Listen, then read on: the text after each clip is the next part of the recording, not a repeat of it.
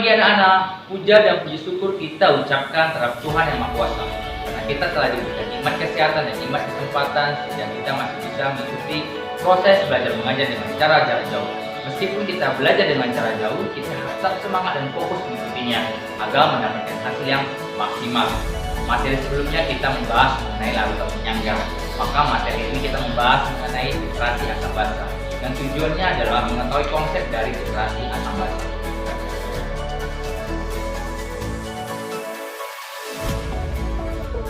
Literasi asam basa. Literasi asam basa.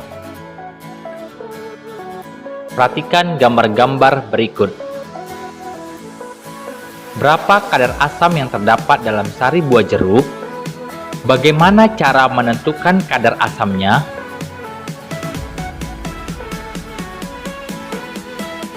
Literasi asam basa merupakan metode penentuan kadar larutan asam dengan zat pentiter atau zat penitrasi suatu larutan basa atau penentuan kadar larutan basa dengan zat pentiter atau zat penitrasi suatu larutan asam.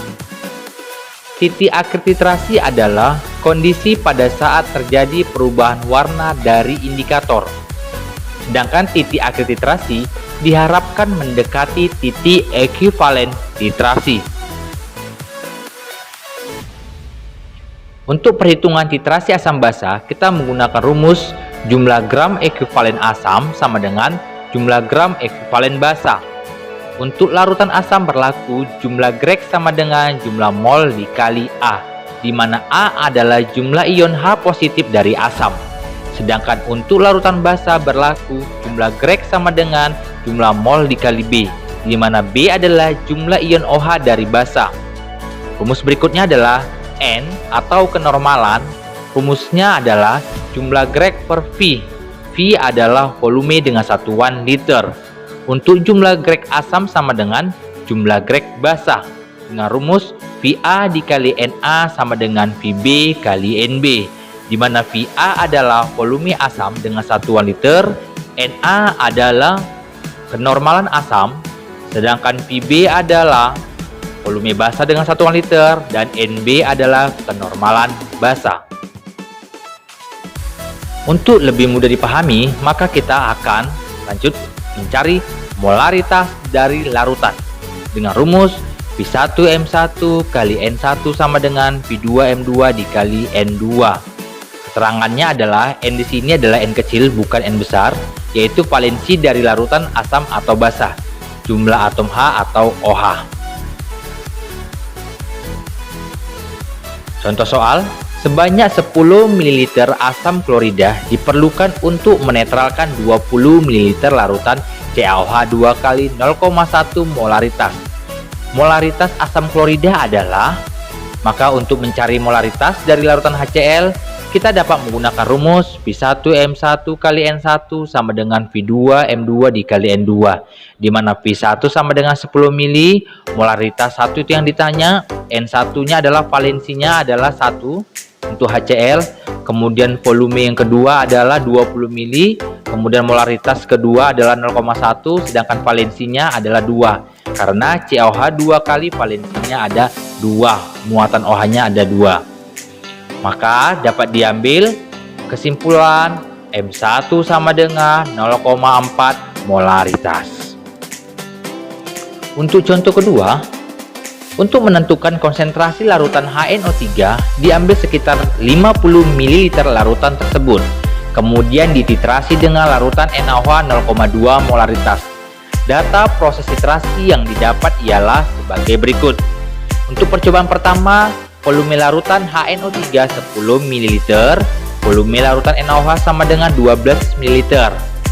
Untuk percobaan kedua, volume larutan HNO3 sama dengan 10 ml, untuk NaOH sama dengan 18 ml. Berdasarkan data tersebut, maka tentukanlah konsentrasi larutan HNO3.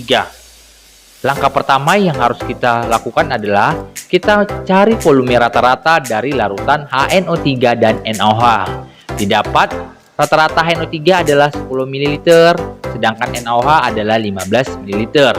Maka, untuk mencari molaritas dari larutan HNO3, kita gunakan rumus V1M1 kali N1 sama dengan V2M2 dikali N2. N di sini adalah N kecil, bukan N besar. Maka kita masukkan 15 dikali 0,2 dikali 1 sama dengan 10 dikali M2 dikali 1. Didapat M2 nya sama dengan 0,3 molaritas untuk konsentrasi dari HCl. Soal ketiga, sebanyak 25 ml asam cuka dititrasi dengan larutan NaOH 0,01 molaritas. Data hasil titrasi yang diperoleh ialah sebagai berikut. Volume NaOH 51 ml, volume NaOH 49 ml, dan volume yang ketiga NaOH adalah 50 ml.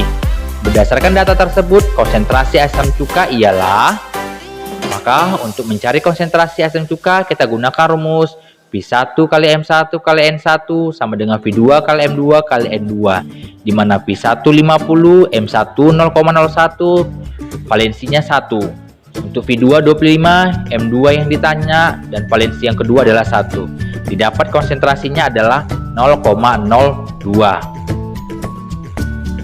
Maka untuk lebih paham lagi, bisa kita lakukan latihan soal. Dikerjakan secara maksimal agar mendapatkan hasil yang memuaskan. Dari materi yang telah didapatkan tersebut, maka kita dapat mengambil kesimpulan bahwasanya titrasi asam basa adalah penerapan netralisasi dari suatu larutan asam basa.